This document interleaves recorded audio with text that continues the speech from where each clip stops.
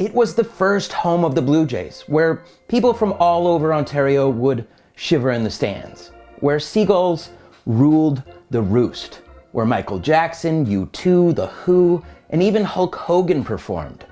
Today, we're talking about the history of Toronto's Exhibition Stadium.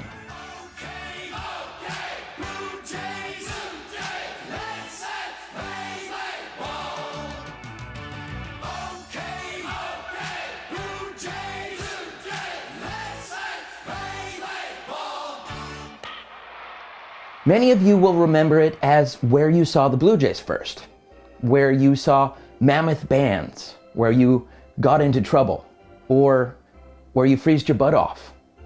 Exhibition Stadium, also known as C&E Stadium, was not solely the structure that came down in 1999. The history of the space goes all the way back to 1879. The Exhibition Stadium you went to was actually the fourth incarnation of the stadium. The original grandstand was torn down intentionally in 1893, and the second one burnt down in 1906.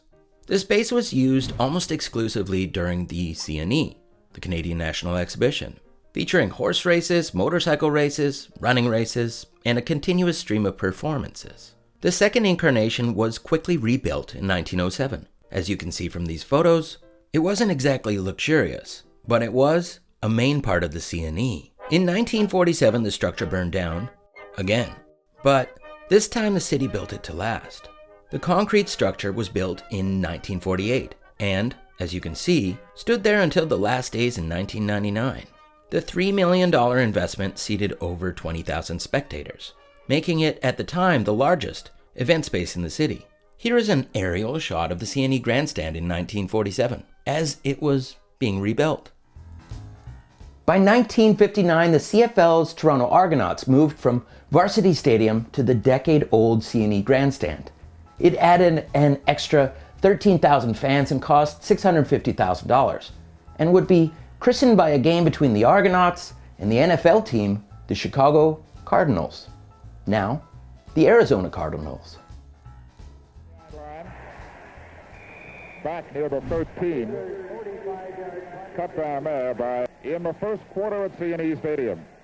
4 points between these teams. 5 yards with the reception at the 35-yard line.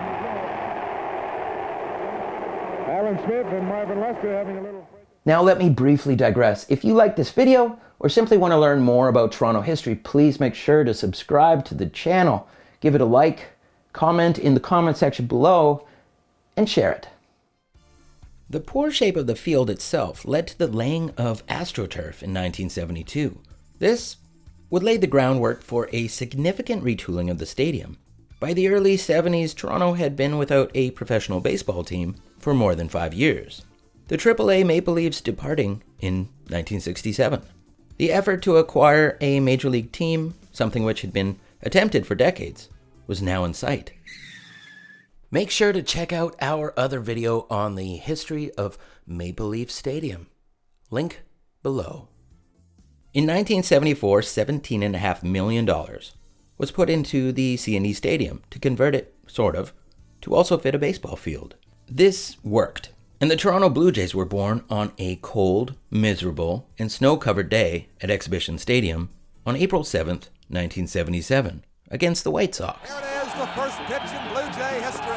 It's a strike with a fastball. Brent deals. Home run! Dug out. It's the first homer in Blue Jay history and will score the first run.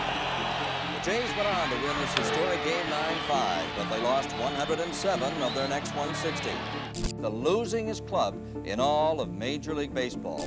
The converted stadium sat 38,000 fans for baseball, adding an extra 5,000 or so the following year. This said, as you can see, this was not an overly suitable stadium. In fact, it was horribly set up. If a fan sat in the furthest grandstand seats, they were a whopping 820 feet from home plate. So even during the heydays of the Jays' Drive-In 85, the stadium still sat with empty sections.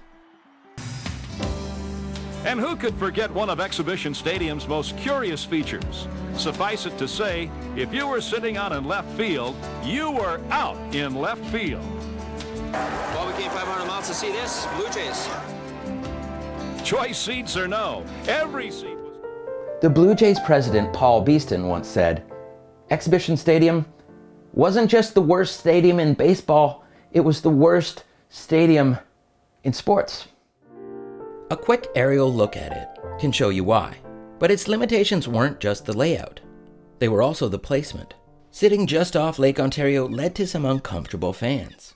At the beginning and end of baseball season, Toronto was still cold, especially by the lake. Mix in the disregarded stadium food, and you also have a pretty intense seagull problem. Oddly enough, in 1983, future Blue Jays hero Dave Winfield was actually arrested after killing a seagull with a ball. The stadium was the home to the Blue Jays, the Argonauts, and the Blizzard. The Argonauts, though, being the team that drew the largest crowds. The Blue Jays sometimes with large crowds, and the Blizzard with significantly lower ones. Interesting fact, Exhibition Stadium hosted the Grey Cup 12 times.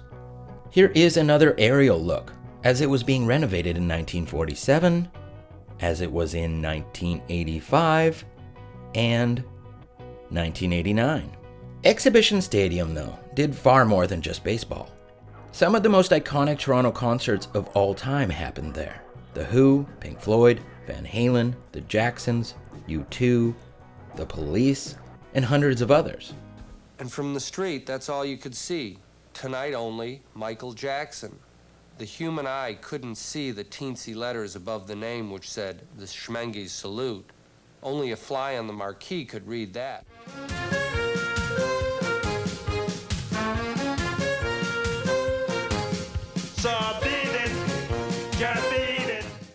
Toronto fans, though, could at times be pretty rowdy. This was the site of the 1980 Alice Cooper riot, which led to some heavy-duty restrictions on rock music in the city following. Crowd barrier in the stage waiting to see Alice Cooper. When it was announced he wasn't going to show, things really got crazy. I am very sorry. Side note, what was the best show or game or event you saw there? Leave your answer in the comment section below. Music, baseball, football, and soccer. The Toronto Blizzard soccer team played at CNE Stadium from 1979 to 1983 during the wild days of the NASL. That's the leg I laid it off. Now there's Benning against the shot, and it's in. The Blizzard have come back to tie it up. 17 minutes left, and this crowd is going crazy. It was also the site of a WWF, and not the Animals at the time, big event in 1986 between Hulk Hogan and Paul Orndorff to a whopping 70,000 fans. Because when I walk in Exhibition Stadium, and thousands upon thousands of Hulkamaniacs are going crazy. My blood turns to ice cold water running through my veins. And I can't help but say you turned me on, Toronto. I can't wait. Especially to get in the ring with Orndorff. The beloved stadium, though, had its fate sealed way back earlier, in 1982, when reality hit. The miserable Grey Cup known as the Rain Bowl was a complete debacle. Well, at the start of the ball game, there were 54,741 at CNE Stadium, and with this very cold wind blowing off Lake Ontario and the driving rain, many of them have already departed.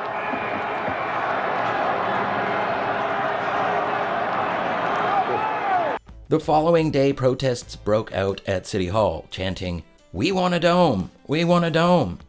And a dome they would get.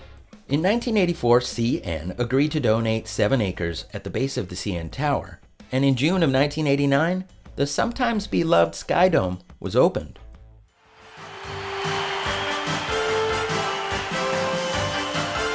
In spring 1989, we welcome you to a world premiere, the opening of Sky Dome. With the new Sky Dome, Exhibition Stadium fell further into disrepair. It sat there largely dormant for the following decade, still putting on some large rock concerts and events, before meeting its demise in '99. In 2005, a $69 million stadium was approved for the site, now known as BMO Field. As you can see, Exhibition Stadium sat here, and now BMO Field sits here. Note that you can still see the outline of the old stadium and where home plate sat. Now, since its demise, people in Toronto often look back at it with rose-colored glasses. They remember the great times, the great games, the camaraderie, but let's not forget the seagulls and the weather. This said, when Toronto teams are winning, most of us would watch that anywhere.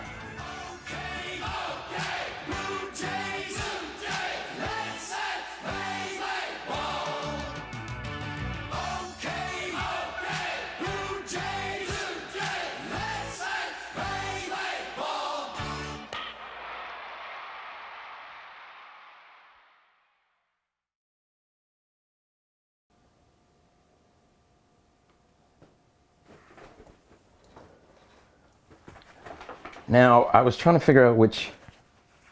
Do you have that other hat? I was trying to figure out which Blue Jays hat to wear. See, the problem is, though, this one's remarkably dirty. This one is slightly too small.